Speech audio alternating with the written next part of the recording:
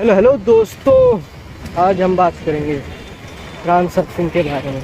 Trans surfing होती क्या है और इसको की कैसे जाती है।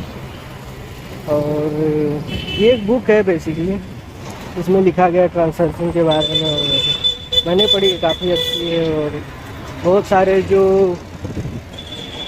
जिन्होंने कुछ कर रखा है लाइफ में वो भी इस बुक को रिकमेंड करते हैं, मतलब समझ जाओ। ठीक है, इस बुक की शुरुआत होती है, जो राइटर है वो मतलब बकवास करता है शुरू में। थोड़ी सी बकवास है कि हम लोग लाइफ में क्या चाहते हैं। सारे ही लोग, कोई सुख चाहता है, कोई प्रेम चाहता है, कोई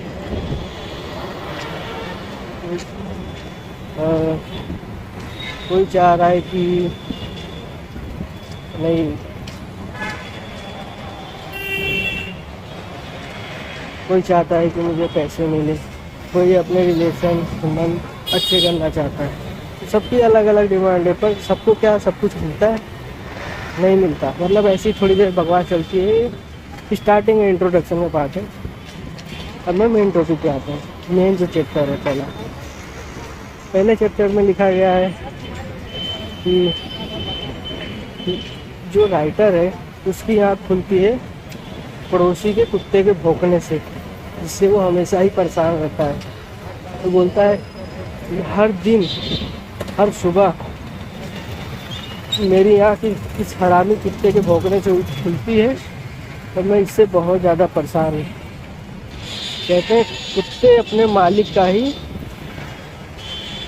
कॉपी होते हैं। मतलब कुत्ते और मालिक दोनों एक जैसे ही होते हैं।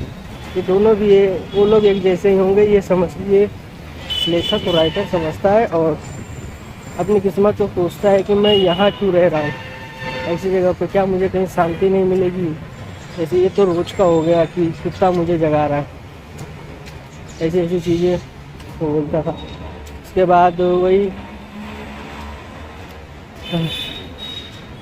उसके बाद वो सारे खाना वाना वही बोरिंग ज़िंदगी जीते हुए ऑफिस के लिए निकलता था काम करने के लिए। फिर आता था घर पे, वही काम करते रहता था, फिर सो जाता था, फिर वही सुबह सुबह कुत्ते का भौंकना। इससे वो बहुत ज़्यादा डिप्रेस हो चुका था।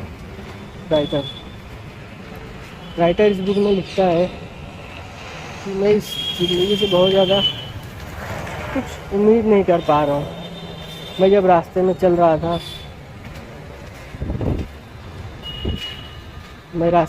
रहा था, तब एक छोटी सी लकड़ी, पेड़ की लकड़ी मेरे सर पे आके गिरी। और जब मैंने उस लकड़ी को फेंका तो लकड़ी जाके पेड़ के ऊपर लटक गई और वो ज़मीन पे भी नहीं गिरी। जैसे वो कह रही हो कि देख, तू मेरा कुछ नहीं बिगाड़ सकता। वो मुझे चिढ़ा रही थी। मतलब हर एक चीज़ मुझे परेशान करने के चक्कर में पड़ी थी। जैसे हर एक चीज़ मेरा मजाक उड़ा रही हो। उसके बाद वो धीरे धीरे जाके बीच पे बैठ जाता है, थोड़ी शांति मिले या एकांत में, इस कारण। लेकिन वहाँ पर भी वो देखता है कि बीच पे एक भिखारी कचड़े बीन रहा था, भंगार बीन रहा था। अब वो धीरे धीरे उसकी तरफ आ रहा है। फिर राइटर को लगता है कि वो शायद आ रहा है तो शायद कुछ मांगेगा, कुछ करेगा, इसलिए वो वहाँ से उठ के वापस घर चला जाता है। और फिर सोचता है क्या कहीं भी मुझे शांति नहीं मिलेगी। ऐसा सोचते सोचते वो सो जाता है। और बस इतना ही था पहला पार्ट। पहला पार्ट अभी और है। सो जाता है तो उसको एक सपना आता है। सपने में वो किसी एक गार्डन के एंट्रेंस पे आता है। वहाँ वो देखता है कि गार्डन का माली जो देखभाल करते हैं गार्डन की, वो उसकी तरफ से घूर रहा है गुस्से से। तो राइटर जो है उसके पास जाता है। उसके राइटर के बोलने से पहले ही वो जो गार्डनर होता है वो बोलता है, चुप रहो, मैं तुम्हें जानता हूँ तुम क्या बोलने वाले हो। तुम्हारे जैसे लोग आते हैं और गंदगी फैला के जाते हैं। ऐसा बोलता है। राइटर कुछ बोलता नहीं और बस अलग थोड़ा जाके बैठ जाता है। थोड़ी देर बीतती है, राइटर देख रहा होता है आसपास की जो हरियाली होती है, ये सारी चीज़ें। फिर गार्डन वापस आता है। मतलब इस बार उसके चेहरे पे उतना गुस्सा नहीं था।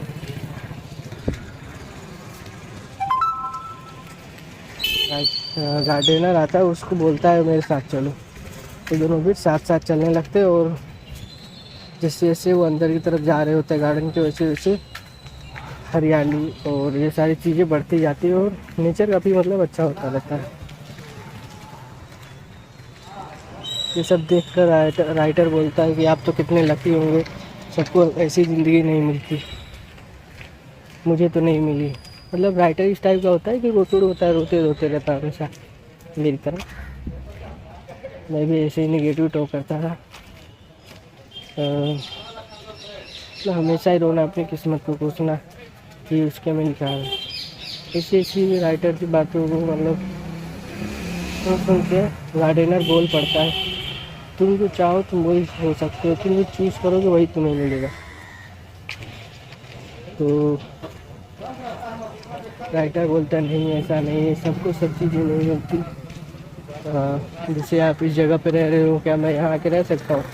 फिर गार्डनर बोलता है हाँ तुम चूज़ करो, तुम यहाँ आके रह सकते हो, कोई दिक्कत नहीं, ऐसा बोलता है। फिर राइटर कुछ और बोलता है, ऐसी ही बातें बोलता रहता है। गार्डनर बोलता है अगर तुम सोच अच्छी हो तो तुम्हारा सेब नीचे गिरने के बजाय आसमान में उड़ जाएगा। और गार्डनर के हाथ में जो एप्पल था उससे वो ऊपर की तरफ उछालता है, पर होता क्या है, वो एप्पल नीचे गिरने के बजाय वो ऊपर ही उड़ जाता है। अब राइटर इसको देख के सोचता है, अजीब लगता है कि ग्रेविटी कहाँ गई, एप्पल को तो नीचे गिरना चाहिए था। और गार्डनर बताता है अगर तुम जिस हिसाब से सोचोगे वही चीज़ें तुम्हारे साथ ही होगी। सब कुछ तुम्हारी सोच और चूज़ पर डिपेंड करता है, तुम क्या चूज़ करते हो। उसके बाद गार्डनर उसको एक रिडल देता है। रिडल मतलब एक केबीसी में प्रश्न में सवाल जवाब करते वैसा देता है।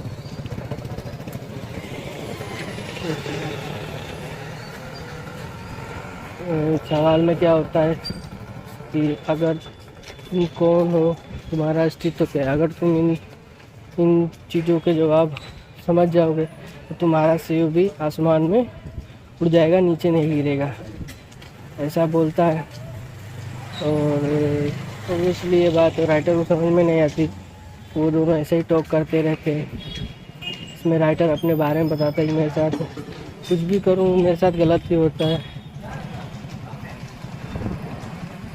इस बात पे गार्डनर बोलता है कि तुम जो कर रहे हो, तुम चाह रहे हो कि अगर कोई पिक्चर, कोई चित्र कांच में दिख रहा है तो जो कांच में दिख रहा है वो मुस्कुराए। अगर तुम चाहते हो कि जो कांच में दिख रहा है वो मुस्कुराए तो पहले पिक्चर को मुस्कुराना होगा। मतलब पहले तुम्हें मुस्कुराना होगा, तब तुम चाहोगे कि तुम्हारे साथ तुम्हारी जो परछाई है कांच में वो मुस्कुराए। उससे पहले कुछ नहीं होने वाला, पहले तुम्हें मुस्कुराना होगा, बाद में तुम्हारी जो परछाई दिख रही है पहले वो बाद में मुस्कुराएगी, ऐसा बोलता है। और बस राइटर जो होता है उसकी नींद खुल जाती है और पार्ट 1 यहीं ख़त्म हो जाता है।